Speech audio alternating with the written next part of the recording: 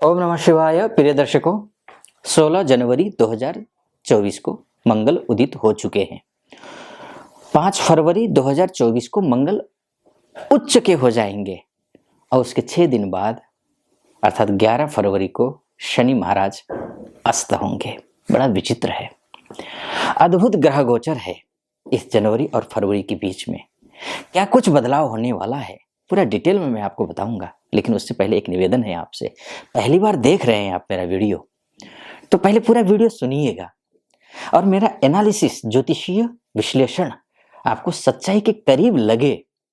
100% नहीं बोलूंगा, लेकिन कुछ भी आपको सच्चाई के करीब लगे तो चैनल को सब्सक्राइब कर दीजिएगा, वीडियो को लाइक और कमेंट बॉक्स में जाकर के महादेव का भक्त हूँ, आप पर भी महादेव की कृपा बनी रहे, ऐसी मेरी कामना। ओम नमः शिवाय 5 बार या 11 बार अवश्य लिख दीजिएगा। सबसे पहले लक्षण बताता हूं। जब शनि अस्त था तो आपके साथ क्या क्या घटनाएं घटी होंगी, आप किन परिस्थितियों से गुजरे होंगे, ये मैं आपको थोड़ा सा बताता हूं। अगर आपका भाग्य साथ नहीं दे रहा हो, कुछ भी करते हो आप, चाहे आप जॉब करते हो तो जॉब में भाग्य साथ नहीं दे रहा है, प्रमोशन रुक गया था, जॉब दूसरी चेंज करने की सोच रहे थे, चेंज हो नहीं पा रहा था, पैकेज जस का तस था, बहुत मेहनत करने के बावजूद काम का अप्रिशिएट हो नहीं रहा था, ये अगर आपके साथ हो रहा था तो मंगल अस्त होने का दुष्प्रभाव आप पर प्रचंड था। एक बिजनेस कर रहे थे, बिजनेस में कहीं ना कहीं से बात ऐसा लगता था कि बात बन जाएगी, लेकिन बन नहीं पा रही थी। आपको हर दिन लगता था कि शायद हो सकता है, हर सुबह आप सोचते थे कि आज शायद बात बने, लेकिन बन नहीं पा रही थी। फाइनेंशियली स्ट्रगल बहुत ज़्यादा कर रहे थे, बिजनेस हो या जॉब हो, दोनों में ही।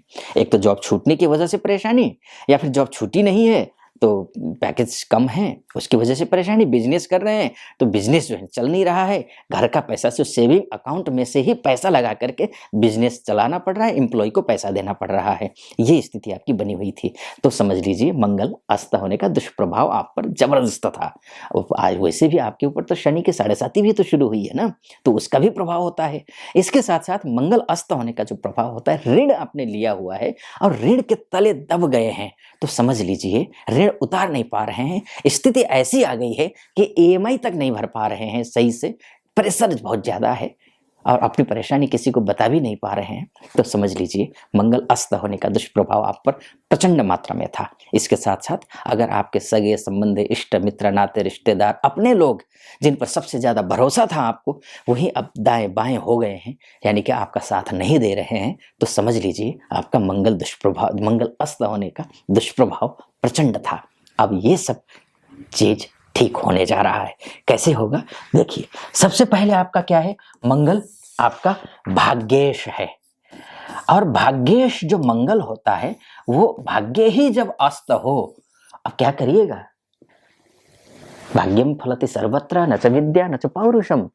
भाग्य ही जो है ना सब कुछ होता है ना, चाहे नौकरी कर रहे हो, चाहे बिजनेस कर रहे हो, चाहे पारिवारिक जीवन हो, चाहे शिक्षा हो, चाहे पैसे का मामला हो, चाहे स्वास्थ्य हो।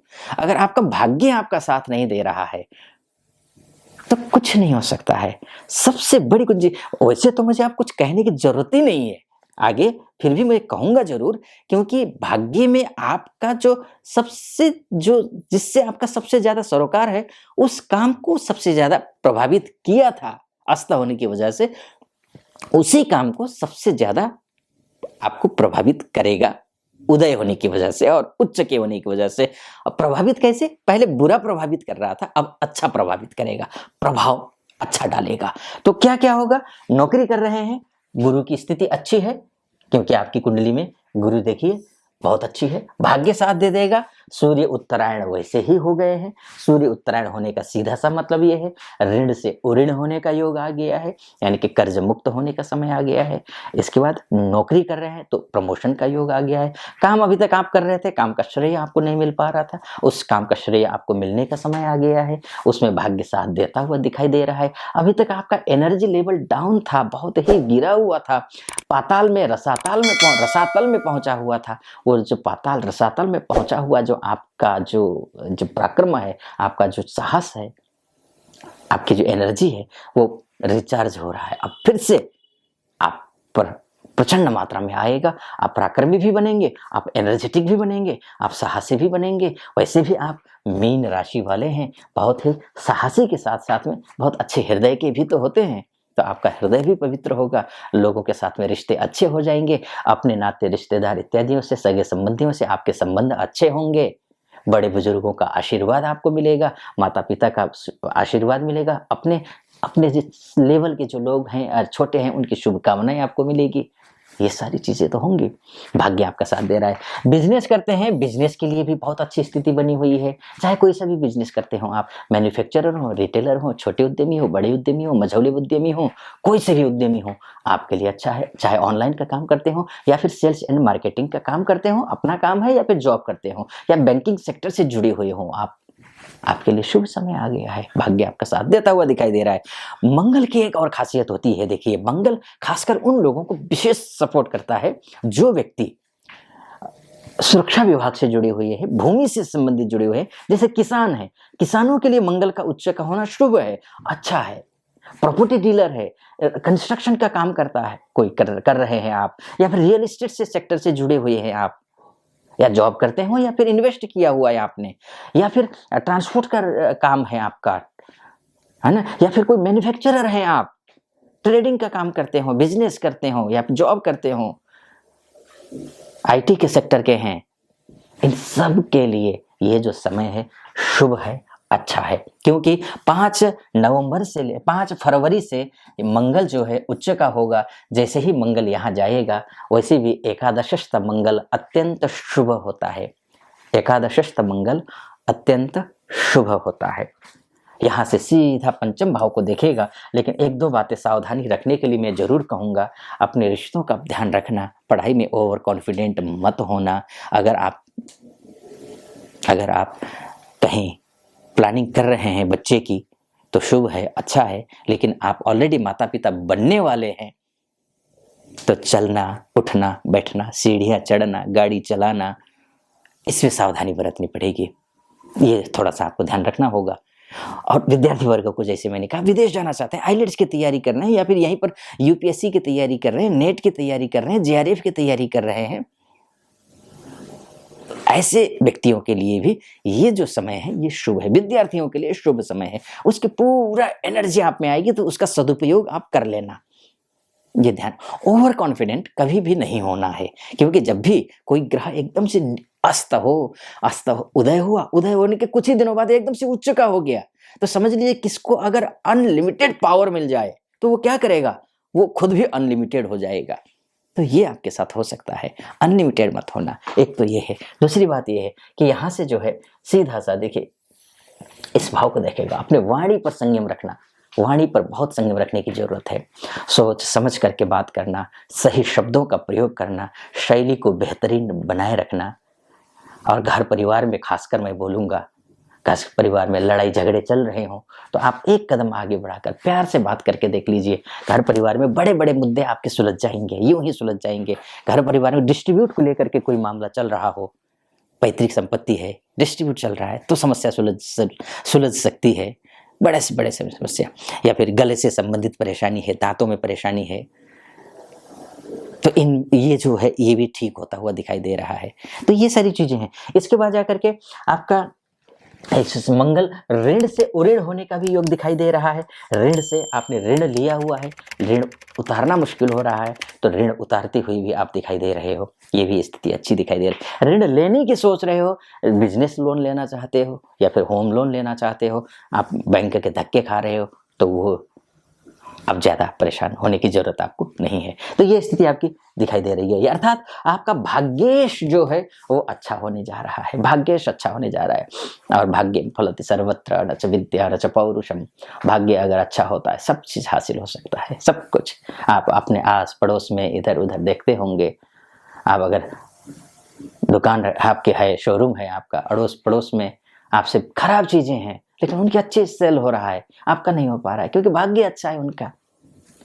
आप अपने जहाँ रहते हैं उसके आस पड़ोस में देखते होंगे, आपसे ज्यादा महामूर्ख है, पटमूर्ख है, लेकिन बस जो लग्जरी लाइफ जी रहे हैं, लेकिन आप बस ऐसे ही शांत बैठे हैं, कुछ हो नहीं रहा है। इतना पढ़ने लिखने के बावजूद, इतनी बुद्धि, इतनी मेहनत करने के बावजूद, क्यों? क्योंकि भाग्य अच्छा नहीं है। भाग्य अच्छा, भाग्य लिख दिए। कर्म करिए, कर्मेश आपका ठीक है, कर्म का जो कर्म करते हैं उसका पूर्णतः भाग्य साथ दे दे, वही तो भाग्यशाली है, और वो भाग्यशाली आप हैं इन अब मंगल की वजह से। खासकर ये स्थिति है।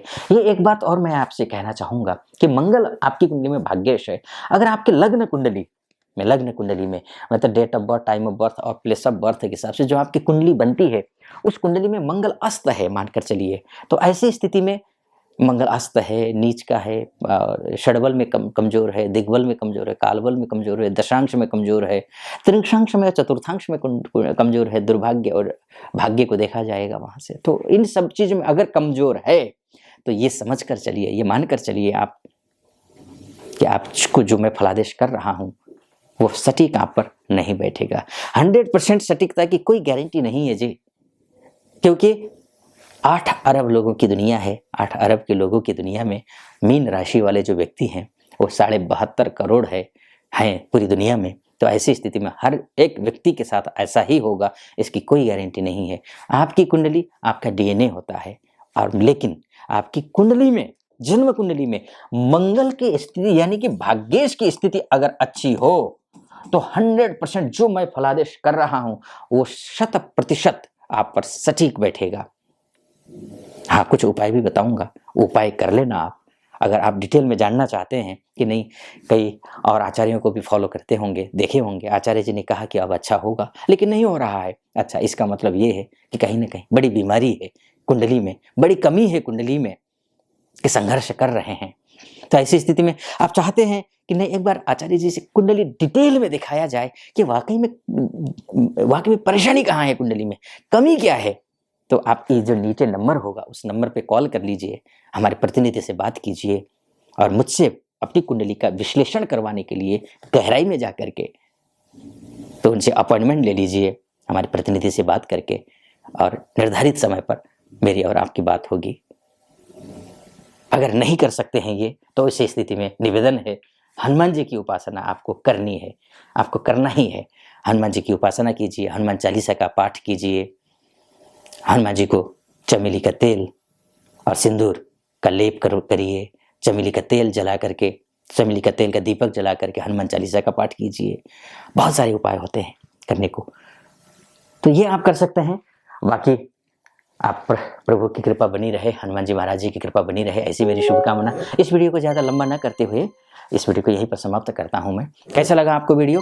अच्छा लगा हो चैनल को सब्सक्राइब कर दीजिएगा, वीडियो को लाइक और कमेंट बॉक्स में जा करके ओम नमः शिवाय 5 बार या 11 बार अवश्य लिख दीजिएगा। फिलहाल अनुमति दीजिए। ओम नमः शिवाय।